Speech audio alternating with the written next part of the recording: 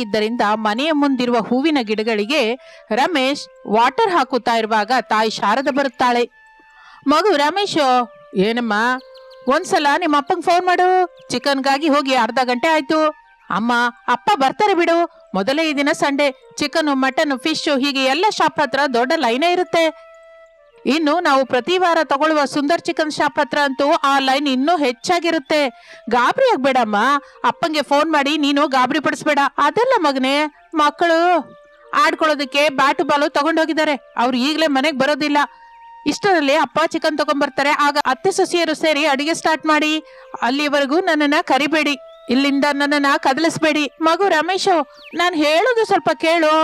ಅಬ್ಬಾ ಅಮ್ಮ, ನೀನು ಏನ್ ಹೇಳ್ತೀಯ ಅಂತ ನನಗೆ ಗೊತ್ತಮ್ಮ. ನೀನು ಒಳಗಡೆಗೆ ಹೋಗು. ಅಪ್ಪ ಬರುವವರೆಗೂ ನಿನಗೆ ಹಿಡಿಸಿದ ಸೀರಿಯಲ್ ನೋಡ್ಕೊ ಹೋಗು. ಈ ದಿನ ಸಂಡೇ ಮಗನೇ, ಸೀರಿಯಲ್ ಬರಲ್ಲ, ಎಲ್ಲ ತರದ ಪ್ರೋಗ್ರಾಮ್ಸ್ ಬರ್ತಾ ಇರುತ್ತೆ. ನಾನು ಸೊಸೆ ಅದನ್ನ ನೋಡಲ್ಲ ಎಂದು ಹೇಳುತ್ತಾ ಇರುವಾಗ ಖಾಲಿ ಕೈಯಿಂದ ಪ್ರಸಾದ್ ಮನೆಗೆ ಬರುತ್ತಾನೆ. ಅದನ್ನು ನೋಡಿ ರಮೇಶ್ ಶಾರದಾ ಶಾಕ್ ಆಗುತ್ತಾರೆ. ಶಾರದಾ, ಚಿಕನ್ ತಗೊಂಬರ್ದೆ ನಾನು ಬಂದಿದ್ದೀನಿ ಅಂತ ಮಗ ಶಾಕ್ ಆಗಿದ್ದಾನೆ, ಅರ್ಥವಾಗುತ್ತೆ. ಫೋನ್ ಮೇಲೆ ಫೋನ್ ಮಾಡಿ ಬಾ ಅಂತ ಹೇಳಿದ ನೀನೇ ಯಾಕೆ ಶಾಕ್ ಆಗ್ತೀಯಾ? ನನ್ಗೇನು ಅರ್ಥವಾಗ್ತಿಲ್ಲ. ಏನಪ್ಪಾ ನೀನ್ ಹೇಳ್ತಾ ಇರೋದು? ಅಮ್ಮ ನಿಂಗೆ ಪದೇ ಪದೇ ಫೋನ್ ಮಾಡಿ ಬಾ ಅಂತಂದ್ಲ, ಅದಕ್ಕೆ ಅಂತ ನೀನು ಚಿಕನ್ ತಗೊಳ್ದೆ ಬರ್ತಾ ಇದೀಯಾ? ಹೌದು ಕಣು ಮಗನೇ, ಆ ಸುಂದರಿಯ ಶಾಪ್ ಹತ್ರ ಲೈನ್ ತುಂಬಾ ದೊಡ್ಡದಿತ್ತು. ಲೈನ್ ಅಲ್ಲಿ ನಿಂತಿದ್ದ ನನ್ನನ್ನ ನೋಡಿ ಸುಂದರಂ ಕೂತ್ಕೊಂತ ಹೇಳಿ ಕುರ್ಚಿಲ್ ಕೂತಿದ್ದೆ. ಆ ಕುರ್ಚಿಲೇ ಕೂತಿದ್ದೆ. ಹೋದ 10 ನಿಮಿಷಕ್ಕೆ ನಿಮ್ಮಮ್ಮ ಫೋನ್ ಮಾಡಿದ್ಲು. ವಿಷಯ ಹೇಳಿದೀನಿ ಸರಿ ಅಂದ್ಲು. ಮತ್ತೆ 10 ನಿಮಿಷಕ್ಕೆ ಫೋನ್ ಮಾಡಿದ್ಲು. ಅದಕ್ಕೂ ಮೊದಲು ಹೇಳಿದ ಹಾಗೆ ಹೇಳ್ದೆ. ಮತ್ತೆ 10 ನಿಮಿಷಕ್ಕೆ ಫೋನ್ ಮಾಡಿದ್ಲು ಎಂದು ಹೇಳುತ್ತಾ ಇರುವಾಗ ರಮೇಶ್ ಮಧ್ಯದಲ್ಲಿ ಸೇರಿಕೊಂಡು, ಏನಪ್ಪಾ ಮತ್ತೆ ಅಮ್ಮ ಫೋನ್ ಮಾಡದ್ಲಾ? ಹೌದು ಮಗನೇ, 10 ನಿಮಿಷಕ್ಕೊಂದು ಸಲ ಫೋನ್ ಮಾಡ್ತಾನೆ ಇದ್ದಾಳೆ. ನನಗೆ ಬೇಜಾರಾಯ್ತು, ಅದಕ್ಕೆ ಅಲ್ಲಿರಲಾರ್ದೆ ಮನೆಗೆ ಬಂದೆ. ಈಗ ನಿಮ್ಮಮ್ಮನೇ ಹೋಗಿ ಸೊಸೆ ಮಾಡುವ ಚಿಕನ್ ಫ್ರೈ ಬೇಕಾದ ಚಿಕನ್ ತಗೊಂಡ್ಬರ್ತಾಳೆ. ನಾನು ಒಳಗಡೆಗೆ ಹೋಗಿ ರೆಸ್ಟ್ ತಗೋತೀನಿ ಎಂದು ಪ್ರಸಾದ್ ಒಳಗಡೆಗೆ ಹೋಗುತ್ತಾನೆ. ರಮೇಶ್ ತಾಯಿಯನ್ನು ಅದೊಂಥರ ನೋಡ್ತಾ, ಏನಮ್ಮ ಇದು? ಅಷ್ಟು ಸಲ ಅಪ್ಪಂಗೆ ಫೋನ್ ಮಾಡಿದ್ದು ಅಲ್ದೆ ಮತ್ತೆ ನನ್ನ ಹತ್ರ ಬಂದು ಮಗು ರಮೇಶ್ ಅಪ್ಪಂಗೊಂದ್ಸಲ ಫೋನ್ ಮಾಡು ಅಂತೀಯಾ? ಹೋಗು, ಈಗ ನೀನೇ ಹೋಗಿ ಚಿಕನ್ ತಗೊಂಬಾ ಎಂದು ನೀರು ಹಾಕುತ್ತಾ ಇರುತ್ತಾನೆ. ಇನ್ನು ಮಾಡುವುದಕ್ಕೇನು ಇಲ್ಲದೆ ಚೀಲ ತೆಗೆದುಕೊಂಡು ಶಾರದಾ ಸುಂದರಂ ಚಿಕನ್ ಶಾಪ್ ಹತ್ರ ಅಲ್ಲದೆ ಮತ್ತೊಂದು ಚಿಕನ್ ಶಾಪ್ಗೆ ಹೋಗುತ್ತಾಳೆ. ಅಲ್ಲಿ ಕೂಡ ದೊಡ್ಡ ಲೈನೇ ಇರುತ್ತೆ. ಆ ಲೈನ್ ನೋಡುತ್ತಾರೆ ಶಾರದಾಳಿಗೆ ಭಯವಾಗುತ್ತೆ. ತನ್ನಲ್ಲಿ ತಾನು ಹೀಗೆ ಅಂದ್ಕೋತಾಳೆ, ಈಗ ಲೈನ್ ಅಲ್ಲಿ ನಿಂತ್ಕೊಂಡ್ರೆ ಮಧ್ಯಾಹ್ನವಾಗುವ ಹಾಗಿದೆ. ಅವರಿಗೆ ಅಷ್ಟು ಸಲ ಫೋನ್ ಮಾಡದೇ ಇದ್ದಿದ್ರೆ ಚೆನ್ನಾಗಿರ್ತಾ ಇತ್ತು, ಚಿಕನ್ ತಗೊಂಡ್ಬರ್ತಾ ಇದ್ರು. ಈಗ ನಾನು ಇಷ್ಟು ಜನ ಗಂಡಸರ ಮಧ್ಯ ಹೇಗೆ ಲೈನಲ್ಲೇ ನಿಂತ್ಕೋಬೇಕು? ಆದರೆ ಪ್ರತಿ ಜಾಗದಲ್ಲಿ ಹೆಂಗಸರಿಗೆ ಬೇರೆ ಲೈನ್ ಇರುತ್ತಲ್ಲ, ಅದು ಇಲ್ಲೂ ಕೂಡ ಸಲ್ಲುತ್ತೆ ಎಂದು ಶಾರದಾ ಚಿಕನ್ ಹೊಡೆಯುತ್ತಿರುವ ಗಿರಿ ಹತ್ರ ಬರ್ತಾಳೆ. ಲೈನ್ ನಲ್ಲಿರುವ ಮೂರ್ತಿ ಶಾರದಾಳನ್ನು ನೋಡಿ, ಏನಮ್ಮ ಶಾರದಾ, ಲೈನಲ್ಲಿ ಬಾ. ಬೆಳಿಗ್ಗೆಯಿಂದ ನಾವೆಲ್ಲ ಲೈನ್ ಅಲ್ಲಿದ್ರೆ ಈಗ ನೀನು ಬಂದು ಚಿಕನ್ ತಗೊಂಡು ಹೋಗೋಣ ಅಂದ್ರೆ ಹೇಗೆ ಹೇಳು? ಅಯ್ಯೋ ಮೂರ್ತಿ ಅವರೇ, ನೀವು ನಿಂತ್ಕೊಂಡಿದ್ದು ಗಂಡಸರ ಲೈನು. ಬೇಕು ಅಂದ್ರೆ ನೋಡ್ಕೊಳ್ಳಿ, ಎಲ್ಲ ಗಂಡಸರ ಇದ್ದೀರಾ. ನಾನು ಬಂದಿದ್ದು ಹೆಂಗಸರ ಲೈನಲ್ಲಿ. ಶಾರದಾ ಅವರೇ, ನಿಮ್ಗೆ ಪ್ರತಿ ಜಾಗದಲ್ಲೂ ಪ್ರತ್ಯೇಕವಾದ ಲೈನ್ ಇದೆ, ಅದನ್ನ ನಾನು ಒಪ್ಕೋತೀನಿ. ಆದ್ರೆ ಚಿಕನ್ ಮಟನ್ ಶಾಪ್ ಹತ್ರ ಅಲ್ಲ. ಕಿರಾಣಾ ಶಾಪ್ ಹತ್ರ ಕೂಡ ಪ್ರತ್ಯೇಕ ಲೈನ್ ಏನಿಲ್ಲ ತಾಯಿ ನಿಮ್ಗೆ. ಇಲ್ಲಿ ಕೂಡ ನೀವು ನನ್ನ ಜೊತೆಗೆ ಲೈನಲ್ಲೇ ಬರಬೇಕು ಎಂದು ಹೇಳುತ್ತಲೇ ಅಲ್ಲಿ ಲೈನಲ್ಲಿ ನಿಂತವರೆಲ್ಲ ಲೈನ್ನಲ್ಲೇ ಬರಬೇಕು ಎಂದು ಅರಚುತ್ತಾ ಇರುತ್ತಾರೆ.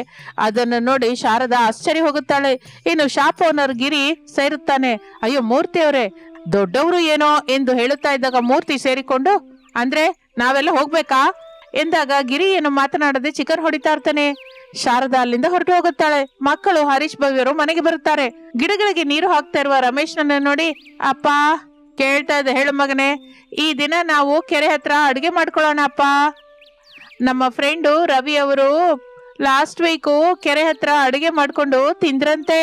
ತುಂಬಾ ಸಂತೋಷವಾಗಿ ಅನ್ಸಿತ್ತಂತೆ. ನಾವು ಕೂಡ ಹೋಗೋಣಪ್ಪ.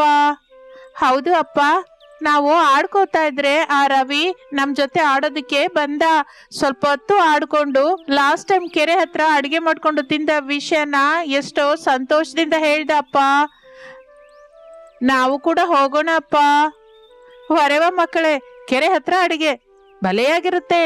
ನನಗಂತೂ ಎಂತಹ ಅಭ್ಯಂತರನೂ ಇಲ್ಲ. ಹೋಗಿ ಮಮ್ಮಿನ ಕೇಳಿ, ಮಮ್ಮಿ ಒಪ್ಕೊಂಡ್ರೆ ನಾವು ಕೆರೆ ಹತ್ರಕ್ಕೆ ಹೋಗೋಣ. ಅಲ್ಲಿ ಚಿಕನ್ ಫ್ರೈ ಮಾಡ್ಕೊಂಡು ತಿನ್ನೋಣ. ಕೆರೆಯಲ್ಲಿ ಬೇಕು ಅಂದ್ರೆ ಈಜು ಕೂಡ ಆಡೋಣ. ಕೆರೆಯಲ್ಲಿ ತುಂಬಾ ಉಲ್ಲಾಸವಾಗಿರುತ್ತೆ ಎಂದು ಹೇಳುತ್ತಲೇ ಹರೀಶ್ ಭವ್ಯ ಕಿಚನ್ ಅಲ್ಲಿ ಟೊಮೊಟೊ ಕಟ್ ಮಾಡ್ತಾ ಇರುವ ಅನಾಮಿಕಳ ಹತ್ರಕ್ಕೆ ಬರ್ತಾರೆ. ಕೆರೆ ಹತ್ರಕ್ಕೆ ಹೋಗಿ ಅಡುಗೆ ಮಾಡ್ಕೊಂಡು ತಿನ್ನೋಣ ಅಂತ ಹೇಳ್ತಾರೆ, ಬೇಡಿಕೊಳ್ಳುತ್ತಾರೆ. ಮಕ್ಕಳನ್ನು ದುಃಖಪಡಿಸಲಾರದೆ ಅನಾಮಿಕ ಒಪ್ಕೋತಾಳೆ. ಸರಿ ಮಕ್ಕಳೇ, ತಾತಯ್ಯನ ಟ್ರಾಕ್ಟರು ರೆಡಿ ಮಾಡು ಅಂತ ಹೇಳಿ ಎಂದು ಹೇಳುತ್ತಲೇ ಸಂತೋಷ ಪಡುತ್ತಾ ಹಿತ್ತಲಿನಲ್ಲಿ ಕೂತ್ಕೊಂಡ ಪ್ರಸಾದನ ಹತ್ರಕ್ಕೆ ಬರ್ತಾರೆ. ವಿಷಯ ಹೇಳ್ತಾರೆ. ಪ್ರಸಾದ್ ಕೂಡ ಸಂತೋಷ ಪಡುತ್ತಾನೆ. ಭಲೇ ಆಲೋಚನೆ ಮಾಡಿದಿರಿ ಮಕ್ಕಳೇ. ಯಾವಾಗ ನೋಡಿದ್ರು ಈ 4 ಗೋಡೆ ಮಧ್ಯೆ ಕೂತ್ಕೊಂಡು ತಿನ್ನೋದು, ಹೊಲದ ಹತ್ರ ಹೋಗೋದು, ರಾತ್ರಿ ಮನೆಗೆ ಬರೋದು, ಮತ್ತೆ ತಿನ್ನೋದು, ಮಲ್ಕೊಳ್ಳೋದು. ಬೇಜಾರಾಗುತ್ತಪ್ಪ. ಹೀಗೆ ಅವಾಗವಾಗ ಹೊರಗೆ ಹೋಗ್ತಾ ಇದ್ರೆ ಭಲೆಯಾಗಿರುತ್ತೆ ಮೊಮ್ಮಗನೇ.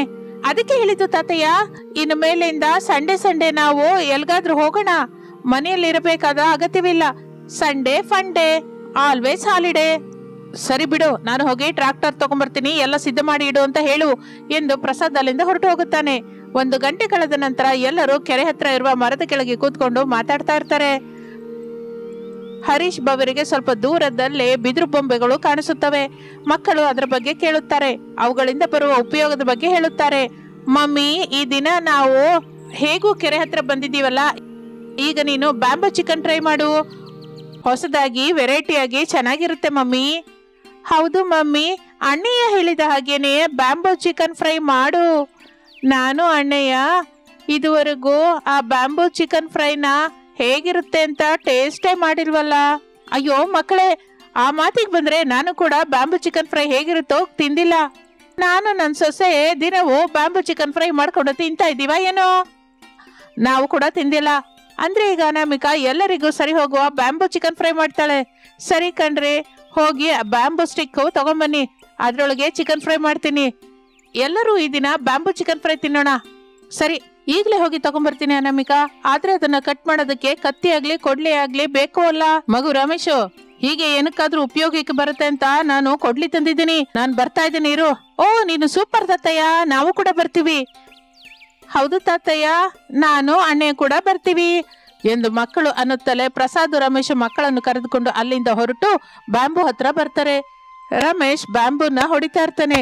ಮರದ ಹತ್ತಿರವಿರುವ ಅತ್ತೆ ಸೊಸೆಯರು ಸೇರಿ ಒಲೆ ಮೇಲೆ ಅನ್ನಕ್ಕೆ ಇಡುತ್ತಾರೆ. ಅತ್ತೆ, ಚಿಕನ್ನ ಚಿಕ್ಕದಾಗಿ ಹೊಡ್ಸ್ಕೊಂಡು ತಗೊಂಡ್ಬಂದಿರಾ, ದೊಡ್ಡ ದೊಡ್ಡ ಚೂರಾಗಿ ಮಾಡ್ಕೊಂಡ್ ಬಂದಿದ್ದೀರಾ? ಚಿಕ್ಕದಾಗಿ ಕೊಡಿ ಅಂತ ಹೇಳ್ದೆ. ಆ ಚಿಕನ್ ಶಾಪ್ ಅವನು ಹೊಡಿಲಿಲ್ಲ ಸೊಸೆ. ಯಾಕೆ ಸ್ವಾಮಿ ಅಂದ್ರೆ, ಈ ದಿನ ಸಂಡೇ ಅಲ್ವಾ ಮೇಡಮ್, ಬಹಳ ಜನ ಇದ್ದಾರೆ, ಅದಕ್ಕೆ ಅಂತ ಚಕ ಆಗುತ್ತೆ ಅಂತ ದೊಡ್ಡ ಚೂರು ಕಟ್ಕೊಟ್ಟ. ಅಂದ್ರೆ ನೀವು ಈಗ ಅಲ್ಲಿ ಕೂತ್ಕೊಂಡು ಚಿಕನ್ ಅನ್ನ ಚಿಕ್ಕ ಚೂರಾಗಿ ಮಾಡಿ, ಹಾಗಾದ್ರೇನೆ ಬೇಗ ಚಿಕನ್ ಫ್ರೈ ರೆಡಿ ಆಗುತ್ತೆ, ಮಕ್ಕಳು ಕೂಡ ತಿನ್ನೋದಿಕ್ಕೆ ಈಸಿಯಾಗಿರುತ್ತೆ. ಹಾಗೆ ಕಣೆ ಸೊಸೆ ಎಂದು ಶಾರದಾ ಅಲ್ಲಿ ಕೂತ್ಕೊಂಡು ಚಿಕನ್ ಅನ್ನು ಚಿಕ್ಕ ಚೂರಾಗಿ ಕಟ್ ಮಾಡ್ತಾ ಇರ್ತಾಳೆ.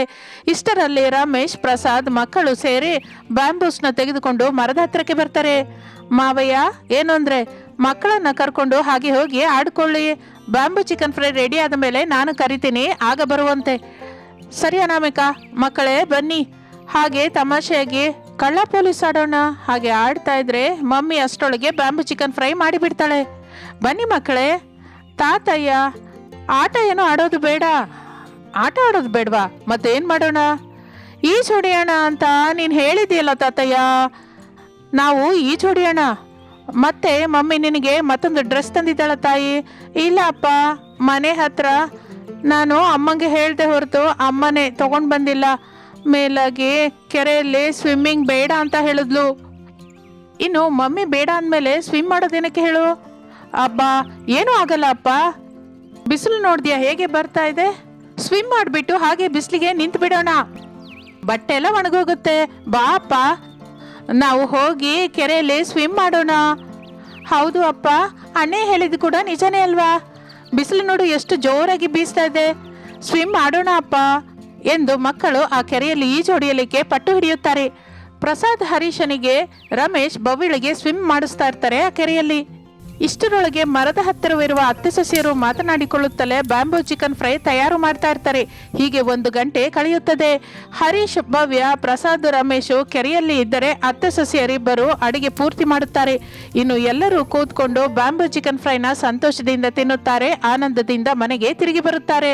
ಹಾಗೆ ಆ ಭಾನುವಾರವನ್ನು ಒಂದು ಆನಂದಕರವಾದ ಭಾನುವಾರವನ್ನಾಗಿ ಮಾಡಿಕೊಳ್ಳುತ್ತದೆ ಅನಾಮಿಕಳ ಕುಟುಂಬ. ಒಂದು ದಿನ ಅಡಿಗೆ ಮಾಡುತ್ತಾ ಇರುವ ಶಾರದಾಳ ಹತ್ರಕ್ಕೆ ಪ್ರಸಾದ್ ಬರ್ತಾನೆ. ನಿನ್ ಹತ್ರ ಮಾತಾಡ್ಬೇಕು ಶಾರದಾ. ಹೇಳಿ. ನಮ್ಮ ಬದುಕೇನೋ ನಮ್ಗೆ ತುಂಬಾ ಚೆನ್ನಾಗಿ ಗೊತ್ತು. ಈಗ ನಮಗೆ ಕೀರ್ತನ ಅಗತ್ಯನಾ? ಅಂದ್ರೆ ನಿಮ್ಮ ಉದ್ದೇಶ ಏನೋ? ಕೀರ್ತನ ಹೇಗೂ ನಮ್ಗೆ ಹುಟ್ಟಲಿಲ್ಲ, ಆದ್ರಿಂದ ಅವಳಿಗೆ ಮದುವೆ ಜವಾಬ್ದಾರಿ ಕೂಡ ನಮಗೆ ಇಲ್ಲದ ಹಾಗೆ. ಮಗಳ ಬಂಧ ನೀವು ತಿಳಿದುಕೊಂಡಷ್ಟು ಸುಲಭವಾಗಿ ನಾನು ತಿಳಿದುಕೊಳ್ಳಕ್ಕಾಗಲ್ಲ. ಕೀರ್ತನ ನಮ್ಮ ಮಗಳು, ನಮ್ಮ ರಕ್ತ ಹಂಚಿ ಹುಟ್ಟದೇ ಇದ್ರುನು ನಮ್ಮ ಕಣ್ಣೆದುರೇ ಬೆಳೆದವಳು, ನಮ್ಮ ಮಮತೆ ಅನುರಾಗನ ಹಂಚ್ಕೊಂಡು ಬೆಳೆದಿದ್ದಾಳೆ ರೀ. ಅದೆಲ್ಲ ಶಾರದಾ, ಇನ್ನೊಂದು ಮಾತಾಡ್ಬೇಡಿ. ಇನ್ನೊಂದ್ಸಲ ಈ ವಿಷಯದ ಬಗ್ಗೆ ಮಾತಾಡಿದ್ರೆ ಮರ್ಯಾದೆ ಆಗಿರಲ್ಲ. ಕೀರ್ತನ ನಮ್ಮ ಮಗಳೇ ಅಷ್ಟೇ. ಕೀರ್ತನಳ ಮದುವೆ ನಮ್ಮ ಜವಾಬ್ದಾರಿ ಎಂದು ಕೋಪದಿಂದ ಗಟ್ಟಿಯಾಗಿ ಹೇಳುತ್ತಾಳೆ. ಮನೆಯಲ್ಲಿರುವ ಕೀರ್ತನ ಆ ಮಾತನ್ನು ಕೇಳಿ ಕಣ್ಣೀರು ಹಾಕಿಕೊಳ್ಳುತ್ತಾ ಮೌನವಾಗಿದ್ದು ಬಿಡುತ್ತಾಳೆ. ಹಾಗೆ ದಿನಗಳು ಕಳೆಯುತ್ತಾ ಇರುತ್ತದೆ. ಒಂದು ದಿನ ಮೈಯಲ್ಲಿ ಸರಿಯಾಗಿಲ್ಲ ಎಂದು ಪ್ರಸಾದ್ ನೀರಸವಾಗಿ ಮಧ್ಯಾಹ್ನದ ವೇಳೆ ಮನೆಗೆ ಬರುತ್ತಾನೆ. ಜಗಲಿ ಮೇಲಿರುವ ಕುರ್ಚಿಯಲ್ಲಿ ಕೂತ್ಕೊಂಡು, ಶಾರದಾ ಶಾರದಾ, ತುಂಬಾ ತಲೆನೋವ್ತಾ ಇದೆ, ಸ್ವಲ್ಪ ಕುಡಿಯಕ್ಕೆ ನೀರ್ ತಗೊಂಬಾ ಎಂದು ಗಟ್ಟಿಯಾಗಿ ಹೇಳುತ್ತಲೇ ಮಗಳು ಕೀರ್ತನ ನೀರಿನ ಬಾಟಲ್ ತೆಗೆದುಕೊಂಡು ಬಂದು ಕೊಡುತ್ತಾಳೆ. ನೀನ್ ತಗೊಂಡ್ ಬಂದೇನಕ್ಕಮ್ಮ, ನಿಮ್ಮ ಅಮ್ಮ ಅತ್ತಿಗೆ ಇಲ್ವಾ?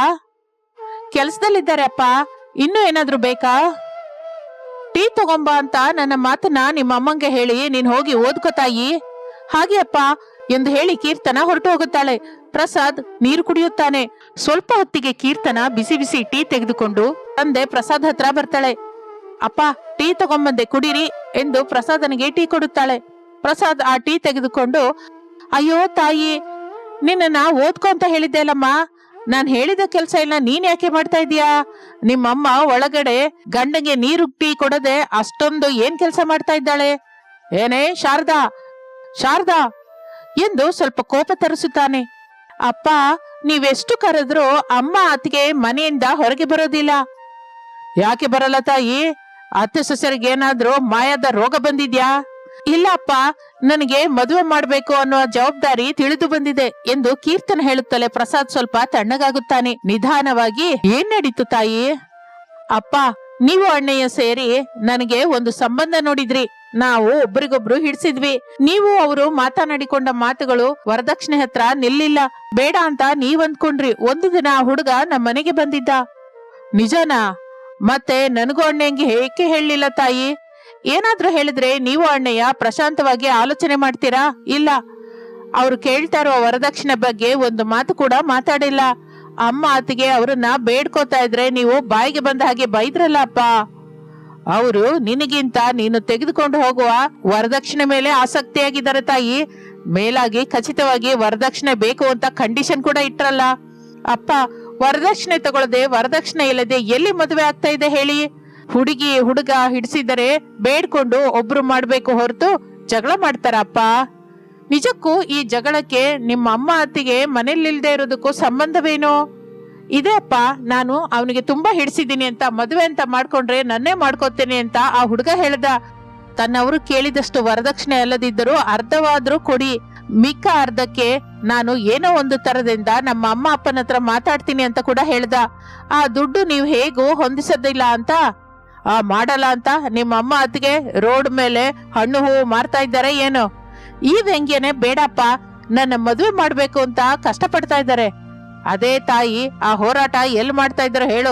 ಅದು ಎಂತ ಹೋರಾಟನೋ ನಾನು ಹೋಗಿ ನೋಡ್ತೀನಿ ಎಂದು ತಂದೆ ಕೇಳಿದ ತಕ್ಷಣ ಅತ್ತೆ ಸೊಸೆಯರು ಸೇರಿ ರೋಡ್ ಮೇಲೆ ಒಂದು ಕಡೆ ಚಿಕನ್ ಫ್ರೈಡ್ ರೈಸ್ ಮಾಡಿ ಮಾರ್ತಾ ಇರೋ ವಿಷಯದ ಬಗ್ಗೆ ಹೇಳ್ತಾಳೆ. ಕ್ಷಣ ಕೂಡ ತಡ ಮಾಡದೆ ಪ್ರಸಾದ್ ಮನೆಯಿಂದ ಹೊರಟು ಅತ್ತೆ ಸೊಸೆಯರು ಮಾಡಿ ಮಾರುತ್ತಾ ಇರುವ ಆ ಚಿಕನ್ ಫ್ರೈಡ್ ರೈಸ್ ಹತ್ರಕ್ಕೆ ಬರ್ತಾನೆ. ಅಲ್ಲಿ ಸೊಸೆ ಅನಾಮಿಕ ಬೇಕಾದವರಿಗೆ ಚಿಕನ್ ಫ್ರೈಡ್ ರೈಸ್ ಕೊಡ್ತಾ ಇದ್ರೆ ಅತ್ತೆ ಶಾರದಾ ದುಡ್ಡು ತೆಗೆದುಕೋತಾ ಇರ್ತಾಳೆ. ಹಾಗೆ ಸುಮಾರಾಗಿ 3 ಗಂಟೆಯವರೆಗೂ ಇಬ್ಬರು ನಿಂತ್ಕೊಂಡಿರ್ತಾರೆ. ಎಲ್ಲ ಕೆಲಸನೂ ಇಬ್ಬರೇ ಮಾಡ್ಕೋತಾ ಇರ್ತಾರೆ. ಆ ದಿನಕ್ಕೆ ಅವರ ಟಾರ್ಗೆಟ್ ಪೂರ್ತಿ ಆಗುತ್ತೆ. ಹೇಳಿ, ಈ ದಿನ ಕೆಲ್ಸವಿಲ್ವಾ? ಇಲ್ಲಿಗೆ ಬಂದ್ರಿ? ಏನಿದು, ಯಾವಾಗಿಂದ ಮಾಡ್ತಾ ಇದ್ದೀರಾ? ನನಗಾಗ್ಲಿ ಮಗಂಗಾಗ್ಲಿ ಒಂದು ಮಾತು ಕೂಡ ಹೇಳದೆ ಹೀಗೆ ಅತ್ತೆ ಸೊಸೆಯರಿಬ್ಬರು ಸೇರಿ ಚಿಕನ್ ಫ್ರೈಡ್ ರೈಸ್ ಮಾಡಿ ಮಾರ್ತಾ ಇದ್ದೀರಾ? ಯಾವ ವಿಷಯವಾದ್ರೂ ಮನೆ ಹತ್ರ ಮಾತಾಡ್ಕೊಳ್ಳೋಣ, ಇಲ್ಲಿ ಎಂತ ಜಗಳನೂ ಮಾಡಬೇಡಿ. ಹೌದು ಮಾವಯ್ಯ, ನಾನ್ ಮಾಡಿದ್ದು ತಪ್ಪ ಸರಿನೋ, ಮನೆ ಹತ್ರ ಮಾತಾಡೋಣ. ದಯವಿಟ್ಟು ಇಲ್ಲಿ ಮಾತ್ರ ಎಂತಹ ಜಗಳನೂ ಆಡಬೇಡಿ. ನಮ್ಮ ಅತ್ತೆ ಸೊಸೆಯರ ಸಂಪಾದನೆಯ ಮೇಲೆ ನನ್ನ ನಾದಿನಿ ಮದುವೆ ಆಧಾರ ಪಟ್ಟಿದೆ ಎಂದು ಅನಾಮಿಕ ಕೂಡ ಹೇಳಿದ್ದರಿಂದ ಪ್ರಸಾದ್ ಆ ವಿಷಯದ ಬಗ್ಗೆ ಇನ್ನು ಏನೂ ಮಾತನಾಡಲಿಲ್ಲ. ಸರಿ ಹೋಗ್ಲಿ, ನನಗ್ ಕೂಡ ಚಿಕನ್ ಫ್ರೈಡ್ ರೈಸ್ ಕೊಡು ಶಾರದಾ. ಸಿಂಗಲ್ ಕೊಡು ಅಂತೀರಾ, ಡಬಲ್ ಕೊಡು ಅಂತೀರಾ? ನನ್ನ ಹೊಟ್ಟೆಗೆ ಸಿಂಗಲ್ ಪ್ಲೇಟ್ ಎಲ್ಲಿ ಸರಿ ಹೋಗುತ್ತೆ? ಡಬಲ್ ಪ್ಲೇಟ್ ಕೊಡು ಸೊಸೆ. ಡಬಲ್ ಪ್ಲೇಟ್ಗೆ 200 ರೂಪಾಯಿ ಆಗುತ್ತೆ ಮಾವಯ್ಯ. ಮತ್ತೆ ದುಡ್ಡಿದ್ಯಾ? ಈ ಮಾವ ಏನೇ ದುಡ್ಡು ಕೇಳ್ತಾ ಇದ್ಯಾ? ಏನ್ ಸೊಸೆ, ನನ್ ಮಗಂಗೆ ಹೇಳು ಅಂತೀಯಾ?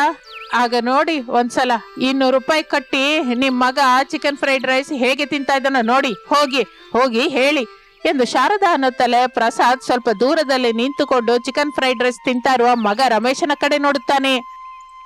ಮಗನ ಹತ್ರಕ್ಕೆ ಹೋಗ್ತಾನೆ. ಮಗು ರಮೇಶು, ಅಪ್ಪ ಏನಾದ್ರೂ ವಿಷಯವಿದ್ರೆ ಆಮೇಲೆ ಮಾತಾಡೋಣ, ಮೊದಲು 200 ರೂಪಾಯಿ ಕೊಟ್ಟು double plate chicken fried rice ತಿನ್ನು. ನನ್ನ ಹತ್ರ ದುಡ್ಡಿಲ್ಲ ಕಣೋ ಅಪ್ಪ, ಮೊದಲು ಹೋಗಿ ಚಿಕನ್ ಫ್ರೈಡ್ ರೈಸ್ ತಗೊಂಡು ತಿನ್ನಿ, ಆಮೇಲೆ ದುಡ್ಡಿಲ್ಲ ಅಂತ ಹೇಳಿ ಅಪ್ಪ, ಕೋಪ ಬಂದು ಬೈತಾರೆ ಮತ್ತೆ ಹೊಡಿತಾರ ಏನು?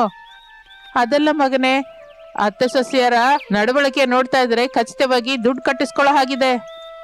ಮೊದಲಂತೂ ತಿನ್ನಿ ಅಪ್ಪ, ಆಮೇಲೆ ನೋಡೋಣ ಬಿಡಿ ಎಂದು ಹೇಳಿ ರಮೇಶ್ ತಿಂತಾ ಇರ್ತಾನೆ. ಪ್ರಸಾದ್ ಕೂಡ ತಡ ಮಾಡದೆ ಅನಾಮಿಕಳ ಹತ್ತಿರಕ್ಕೆ ಬಂದು ದುಡ್ಡು ಇದೆ ಅಂತ ಹೇಳಿ ಡಬಲ್ ಚಿಕನ್ ಫ್ರೈಡ್ ಮಾಡ್ಕೊಂಡು ತಿಂತಾ ಇರ್ತಾನೆ. ಇನ್ನು ರಮೇಶ್ ತಿಂದು ಅಲ್ಲಿಂದ ಹೊರಟು ಹೋಗುತ್ತಾನೆ. ಒಂದು 10 ನಿಮಿಷದ ನಂತರ, ಹೊಟ್ಟೆ ತುಂಬಾ ತಿಂದ್ರಲ್ಲ, ಇನ್ನು 200 ರೂಪಾಯಿ ಕಟ್ಟಿ. ಹುಚ್ಚು ಶಾರದಾ, ನನ್ನ ಹತ್ರ ದುಡ್ಡಿದ್ದಿದ್ರೆ ಮೊದಲೇ ಕೊಡ್ತಾ ಇದ್ದೆ ಅಲ್ಲ, ಆಗ ಕೊಡ್ಡಿಲ್ಲ, ಈಗ ಕೊಡೋದಕ್ಕೆ ನನ್ನ ಹತ್ರ ಇಲ್ಲ. ಸರಿ, ಮತ್ತೆ ನಾನು ಮನೆಗೆ ಹೋಗ್ತಾ ಇದ್ದೇನೆ, ತಿಂದ ರೈಸ್ಗೆ ದುಡ್ಡು ಕಟ್ಟಿ ಹೋಗಿ, ನಾನು ಇಲ್ಲ ಅಂತ ಹೇಳ್ತಾ ಇಲ್ಲ. ನನ್ನ ಹತ್ರ ದುಡ್ಡಿಲ್ಲ ಶಾರದಾ, ಅಂದ್ರೆ ಕೆಲ್ಸ ಹೇಳ್ತೀನಿ ಮಾಡಿ ಎಂದು ಪ್ರಸಾದನಿಗೆ ಅಲ್ಲಿ ಬಂದವರಿಗೆ ಚಿಕನ್ ಫ್ರೈಡ್ ರೈಸ್ ಕೊಡಿ ಅಂತ ಹೇಳ್ತಾಳೆ. ಪ್ರಸಾದ್ ಹಾಗೆ ಮಾಡ್ತಾನೆ. ಹಾಗೆ ಸಮಯ ಕಳೆಯುತ್ತಾ ಇರುತ್ತದೆ. ಬಂದವರಿಗೆ ಪ್ರಸಾದ್ ಚಿಕನ್ ಫ್ರೈಡ್ ರೈಸ್ ಕೊಡ್ತಾ ನಿಂತ್ಕೊಂಡು ಅವನ ಕಾಲು ಎಳಿತಾ ಇರುತ್ತೆ. ನೀರಸವಾಗಿ ಹೀಗಂತಾನೆ, ಶಾರದಾ, ಇನ್ನು ನನ್ನಿಂದಾಗಲ್ಲ, ಹೀಗೆ ಎಷ್ಟು ಹೊತ್ತ ನಿಂತ್ಕೊಂಡು ಬಂದವರಿಗೆ ಕೊಡ್ತಾ ಇರ್ಬೇಕು. ಮನೆಗೆ ಹೋಗಿ ನಾವು ಮನೆಗೆ ಬಂದ ಮೇಲೆ ಮಾತಾಡೋಣ ಎಂದು ಹೇಳುತ್ತಲೇ ಪ್ರಸಾದ್ ಅಲ್ಲಿಂದ ಹೊರಟು ಹೋಗುತ್ತಾನೆ. ಇನ್ನು ಆ ದಿನ ರಾತ್ರಿ ಎಲ್ಲರೂ ಅನ್ನ ತಿಂದು ಮಂಚದಲ್ಲಿ ಕೂತ್ಕೋತಾರೆ. ಅನಾಮಿಕಾ ಮಕ್ಕಳನ್ನು ಮಲಗಿಸುತ್ತಾಳೆ. ಕೀರ್ತನ ದುಡ್ಡು ಲೆಕ್ಕವಿಟ್ಟುಕೊಂಡು, ಅಮ್ಮ ವರದಕ್ಷಿಣೆ ದುಡ್ಡು ಸರಿ ಹೋಯ್ತು, ಮತ್ತೆ ಮದ್ವೆ ಖರ್ಚಿಗೆ ದುಡ್ಡು ಬೇಕಮ್ಮ. ಸರಿ, ಇನ್ನು ಸ್ವಲ್ಪ ದಿನ ಕಷ್ಟ ಮಾಡ್ತೀವಿ ತಾಯಿ. ಶಾರದಾ, ನಿಜಕ್ಕೂ ಏನ್ ನಡೀತಾ ಇದೆಯಾ ಹೇಳ್ತೀಯಾ? ಹೇಳೋದಕ್ಕೆ ಏನಿದೆ, ನಿಮಗೂ ಮಗಂಗೂ ಕೀರ್ತನಳ ಮದ್ವೆ ಮಾಡುವ ಉದ್ದೇಶನೇ ಇಲ್ಲ ಅಂತ ಅರ್ಥವಾಯ್ತು. ಅದಕ್ಕೆ ನಾನು ನನ್ನ ಸೊಸೆ ಜವಾಬ್ದಾರಿ ತಗೊಂಡಿದ್ವಿ. ನಮಗೆ ಬಂದ ಚಿಕನ್ ಫ್ರೈಡ್ ರೈಸ್ ಮಾಡಿ ಮಾರೋದಕ್ಕೆ ಶುರು ಮಾಡಿದ್ವಿ. ಅಂದುಕೊಂಡಿದ್ದನ್ನ ಸಾಧಿಸಿದ್ವಿ. ಇನ್ನು ಮದ್ವೆ ಖರ್ಚಿಗೆ ಸರಿಬೇಕಾದ ದುಡ್ಡು ಹೊಂದಿಸ್ಕೋಬೇಕು. ಅದು ಕೂಡ ಸ್ವಲ್ಪ ದಿನದಲ್ಲೇ ಸಂಪಾದಿಸ್ತೀವಿ. ನಾನು ದಿನವೂ 2-3 ಗಂಟೆ ನಿಂತಿದ್ದಕ್ಕೆ ನನ್ ಕಾಲು ಎಳಿತಾ ಇದೆ. ಹಾಗಂತದ್ದು ದಿನವೂ ನೀನು ಸೊಸೆ ಇಬ್ರು ಕಷ್ಟಪಡುತ್ತಾ ಕೀರ್ತನಳ ಜವಾಬ್ದಾರಿ ತಗೊಂಡಿದ್ದೀರಾ. ಹಾಗೆ ನಾನು ಮಗ ಕೀರ್ತನಳ ಜವಾಬ್ದಾರಿ ಯಾಕೆ ತಗೋತಾ ಇಲ್ಲ ನಿಂಗ್ ಗೊತ್ತಲ್ಲ? ಬೇಡ, ಈಗ ಆ ವಿಷಯದ ಬಗ್ಗೆ ಇಲ್ಲಿ ಮಾತಾಡ್ಬೇಡಿ. ಯಾಕಮ್ಮ? ಅಪ್ಪನ ಹೇಳ್ಬೇಡ ಅಂತ್ಯಾ?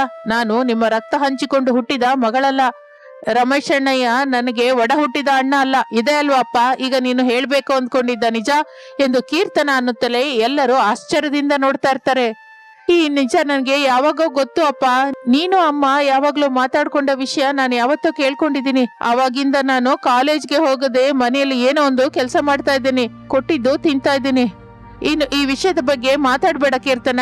ಯಾರು ಏನ್ ಅನ್ಕೊಂಡ್ರು ನೀನ್ ನನ್ ಮಗುನೇ. ನಿನ್ನ ಮದುವೆ ನನ್ನ ಜವಾಬ್ದಾರಿ.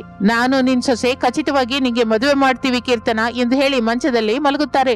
ಮನೆ ಮುಂದಿರುವ ತಳ್ಳುಗಾಡಿಯ ಮೇಲೆ ಚಿಕನ್ ಫ್ರೈಡ್ ರೈಸ್ ಮಾಡಿ ಮಾರುವ ಸಾಮಾನುಗಳನ್ನೆಲ್ಲ ಅತ್ತೆ ಸೊಸೆಯರು ಶಾರದಾ ಅನಾಮಿಕರು ಸೇರಿಸಿಕೊಳ್ಳುತ್ತಾರೆ.